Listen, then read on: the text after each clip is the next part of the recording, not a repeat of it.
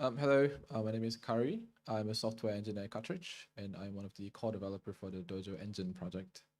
So may I know like how many of you guys are familiar with on-chain games? All right, okay. And and what about how many of you guys here know about Starknet? Okay, not many. All right. I guess it's nice to talk about on-chain games in general a little bit. So on-chain games, the idea of on-chain games is that the idea itself is not really very new. It's been around in the blockchain space for quite a bit.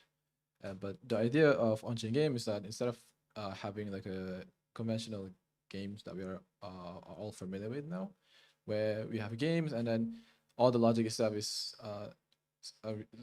served by like a centralized server, usually hosted by the game company itself. So instead of having a centralized server, what if we put all the game logic inside of a blockchain and have all the execution runs handled by the blockchain itself?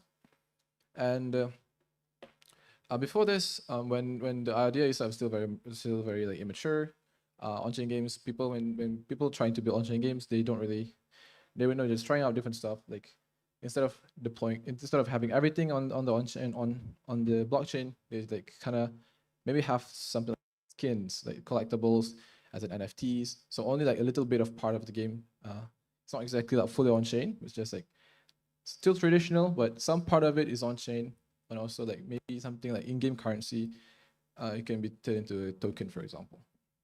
So yeah, and there's like right now there's a lot of research and development efforts that have been put into making this like a proper and into an actual stuff, compelling stuff. So and one of this is this our project. So okay. Okay, so Dojo is a community effort on Starknet to build a provable game engine to build on-chain games in autonomous world. So Dojo is inspired a lot by, we took a lot of lessons from all the teams and people that have been building on-chain games on Starknet and Dojo also is because back then when oh yeah, I forgot, not many of you guys here know about Starknet, so I guess okay, so Starknet is back on the early days of Starknet. Starknet is ZK rollup on Ethereum. Back on the early days of Starknet, when people were still in the dark ages of Starknet, I would say, when people were still writing Kariy 0.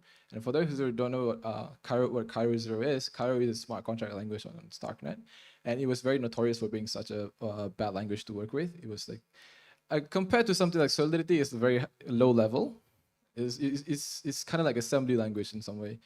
But then, even back then, even when the language itself is still very unusable and still very like hard to work with, there were still a lot of people that were already exploring and trying to really push the boundaries of what is possible with the language and the execution environment itself. And one of the and even when it's still very like early, there are already teams that were already trying to build games with it. Especially when back then there were this guy called Guilty Gyoza, if you guys have heard of it from Topology. He was really, I think he was one of that pioneered this movement of on-chain games on Starknet. He was really trying to push the capabilities of Kariy by trying to build this like physics simulations and engines using Kariy, fully on Kariy. And then, yeah, and then he made people realize like how like the possibilities now that we have with Starknet and Kariy, because all this execution resources that we have compared to something like Ethereum, which is for game, it's not really viable in any way, because the Ethereum itself is like it's very expensive, so you can't really do a lot of computations in it. So it's not really something that's very good for games, because games itself. And it really depends on how you build the on-chain games, because some games might need maybe all interactions from the user on the game may require sending transactions, because that's how you can execute something on the blockchain. So if you design a game that's like that requires a lot of interactions from the user, so user would have to send a lot of transactions, and that means user would have to pay money, and especially on Ethereum, because the gas prices are very expensive. So it's not going to be something that people would want to play if you have to pay like $10 to like move. Doesn't make sense. I don't want to play games where I have to pay $10 to just move one spot now. So, and that's why people like kind of like flock to all these like L2s and like rollups, because they promises like more execution resources, but while being like still very cheap. And sorry.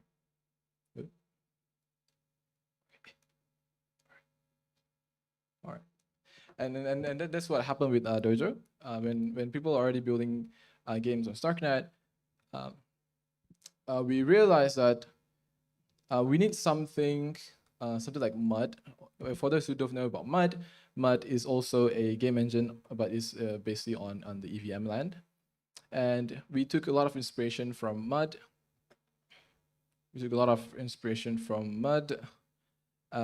And all the teams that we're building on Starknet, and then we pool all of our resources into building a generic game engine for people to build, instead of having to design like a bespoke design for your game. So when the new Kariy came along, just like very recently, and in Kariy, before this was like it's such a bad language. I don't want to like emphasize how bad it is, but it's still very powerful, because no, the good thing about Kariy is that it's a language that's designed specifically for building programs whose computations can be proven. All right, and people and on-chain games, people realize that this is a very powerful feature for like very important and very powerful feature for building on-chain games, because it allows you to instead of having everything running on-chain, what you could do with once you can do something that can be proven, you can, instead of running everything on-chain, you can somehow offload some computation off-chain and then just post the proof on-chain. So it's kind of like, you can think of it as like ZK rollup, but it's not ZK rollup. So it's like app chain in some way, but yeah. So anyways, when the new Kariy came along, they introduced this like very powerful, like a lot of new features. It took a lot of inspiration from Rust, and they introduces all like high-level abstractions and features like traits, implementations, macros, and type safety. That, if you guys are familiar with Rust, it's like it took a lot of inspiration, and the syntax are very much similar, and also has these very powerful features. And the new Kariy also introduces this new very powerful plugin systems, where in Dojo we use this very extensively, and we extend the Kariy compiler itself so that we can define our own set of macros. And these macros are really important, because it helps us to provide like a nice abstraction layer and makes the development process much easier for people to build on Dojo, because we're able to hide a lot of the low-level complexities, and also with the macros. For those who are familiar with it, it helps us to like reduce a lot of the boilerplates that you usually do without macros. So it makes the development much cleaner and easier. And like I mentioned, Dojo is a ECS framework. It's a game engine based largely on the ECS software architectural pattern. So ECS is a design that's very popular with video games. Game engine like Unity and Bevy are also using ECS, and it is very powerful because it separates concerns into three main categories, which is entity, component, and system. And the benefit of using ECS, because it's very composable and it's very modular, so it helps in terms of like modularity, and also helps it just makes, because now instead of having people to consider about how you would interact with how you access data, so with the ECS, everything just like very cleanly separated, because everything's now like, you only need to consider about these three things: the entity, component, and system. And with Dojo, we handles like most of the stuff for you. So for the developers, it's very good, because you don't have to think about all the all the technicalities. It helps developers to focus more on designing the game itself rather than having to learn about all the low level stuff. They only need to really focus on the creative aspect of when building the games. Oh yeah. Okay, so this is how you would define a component in Dojo. It's if you can see, is that the syntax is very similar to Rust. The syntax stuff is very similar to Rust. So you define a struct and then the model name, and then you would annotate the type with this model derived macro, and then at the compile time, when you compile the contract, it will generate all the necessary implementations in order for it to work with the Dojo world later. I will show, and then you can derive all the things that's like the copy and drop. So that's like that's Kariy stuff. So it's not really related to Dojo, but anyways. And then you have the key. This is how the component will be indexed in the Dojo storage. This is how you fetch. The key is necessary just because that's how you would fetch the model value, and then the rest you can just put whatever types of model that you need. And then in terms of systems, this is how you define systems. So it's the syntax is very similar to Starknet contract. So if you guys have ever written a Starknet contract before, then the syntax will be very, very similar. It can be like any arbitrary contract. Actually, you don't even have to annotate the contract with this Dojo contract. You can just use the normal Starknet contract. But anyways, the system is just how you defined the logic of the game, and this is mostly how you define the logic and where you would change the model values, etc. And like I mentioned before, we find our macros, like a unique macros that only exist on Dojo. It doesn't exist in the base language itself. So we define several different several macros, and one of the macros is get.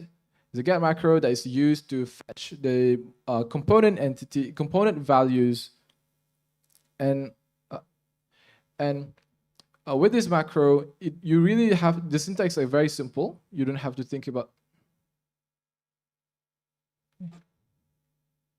Yeah, the macros allows us to really hide a lot of the stuff from you. It reduces a lot of boilerplate because when at compile time, this get macro will expand into like more complex stuff. It would do all this like bit packing and then serialization, but you don't need to know all of that. We hide everything, so you only have to think about how to do you only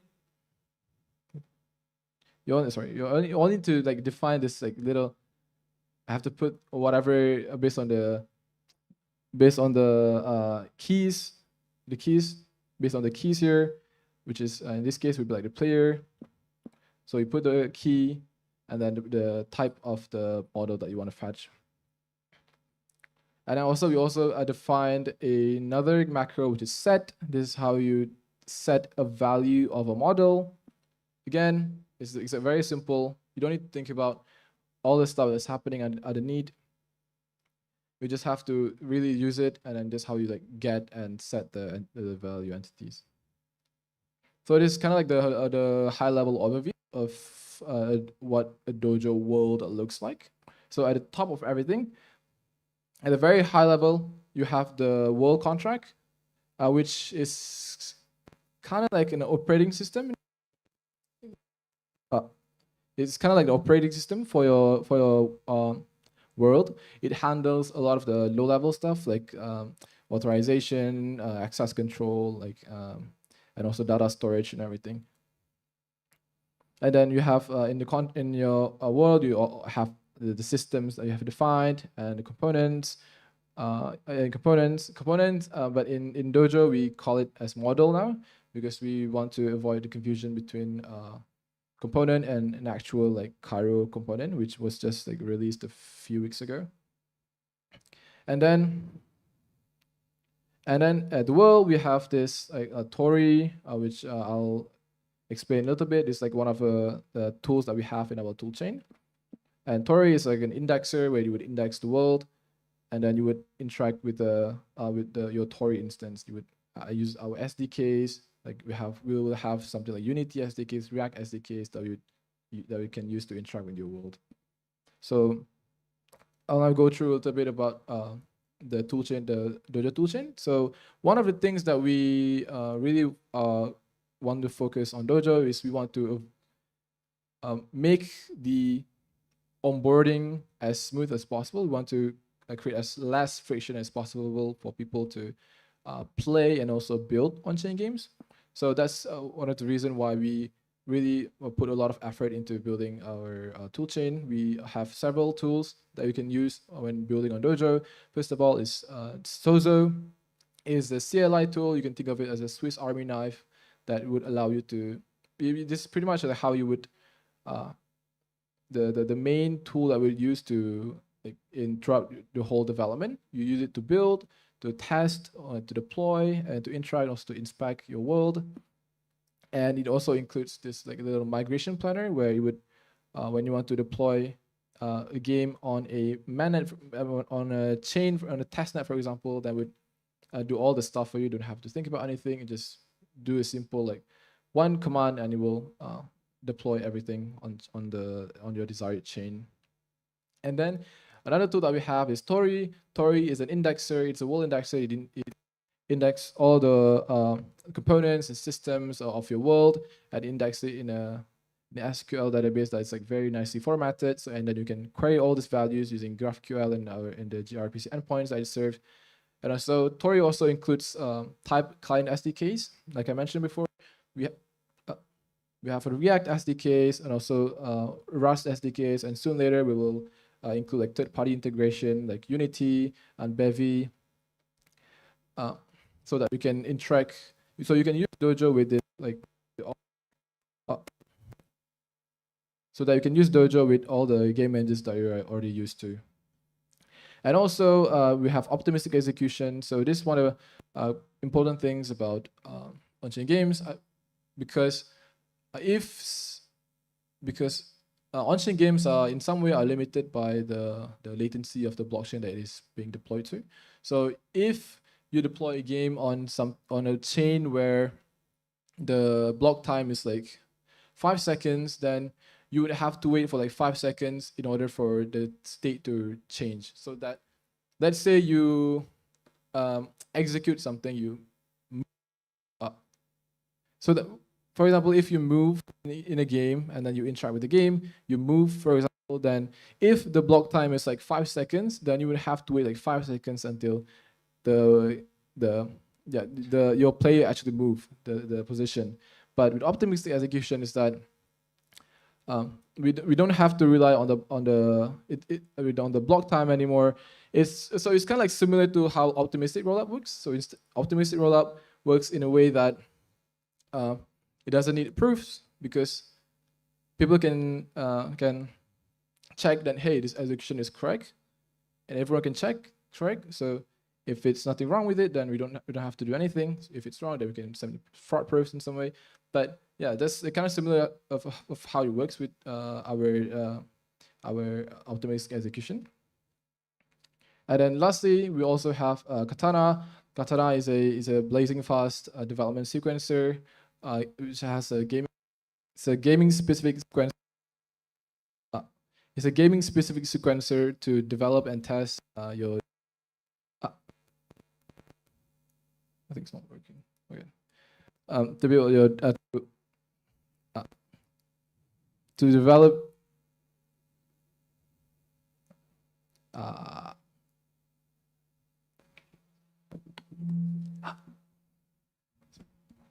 Why is it default? How do I turn on?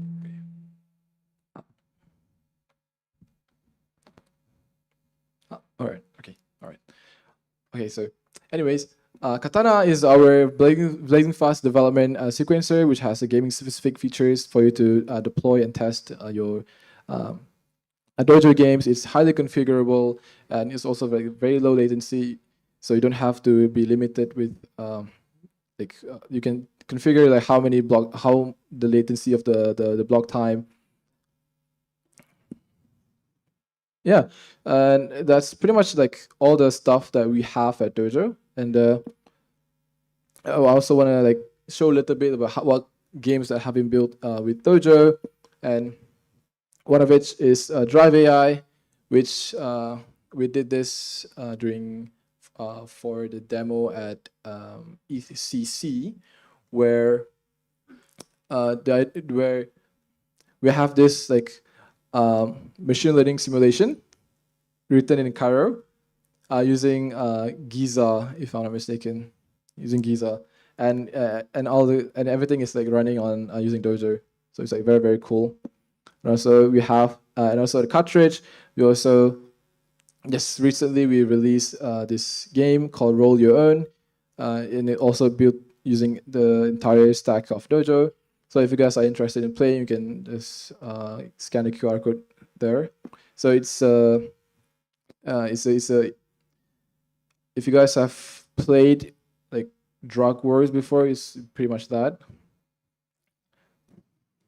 And also, I also have more games that were built. We have Brick, who is also doing migration to Dojo, and we have this all these other games that were built during this recently. We have our first ever like Dojo game jam, which is kind of like a hackathon, and people were this is all the projects that were built during that time. And yeah, and in a few more days, which is October 20, which is like this Friday, we'll be hosting our next Dojo game jam. It's our second one, and yeah, we have $10,000 in the prize pool. So if you guys are interested, you can join. Just scan the QR code above. We are planning to do this in like every month or so. So yeah, so if you guys are interested, you can scan the QR code there.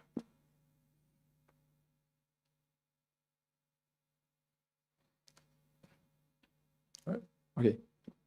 So yeah, if you guys are interested in just contributing to Dojo, you can just open our GitHub repo. We have a lot of contributors that are contributing to Dojo, and also I think we have in the Starknet ecosystem, we have one of the most active and most like very strong community.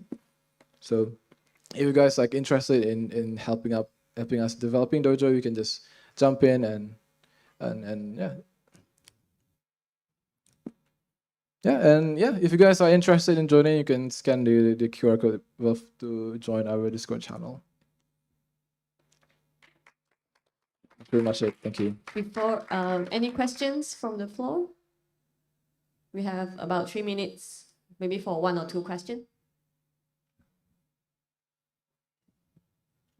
Yeah. I'm just curious about the sequencer.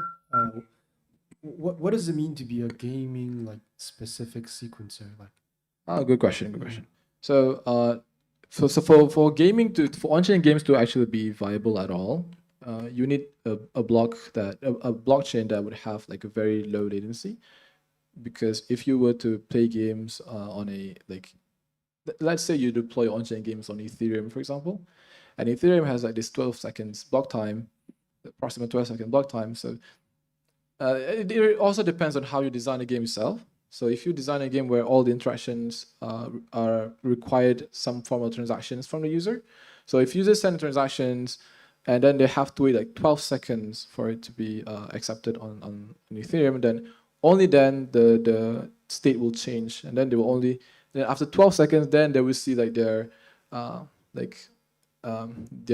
new position or something. So with our gaming specific sequencer, it's you can change the latency of the blockchain itself, and also soon we'll also have like forking, like sharding as well.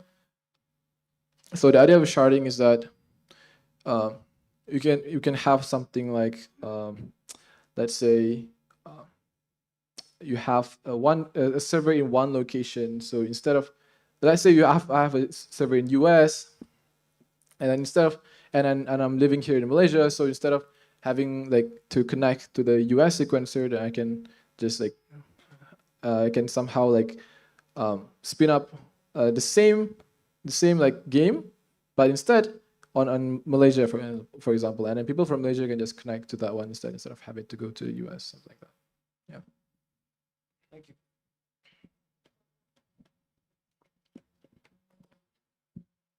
Time's up. Right. Okay, I mean, I can just do asking. You can answer this question. All right. Thank you very much, Kariy. Thank you.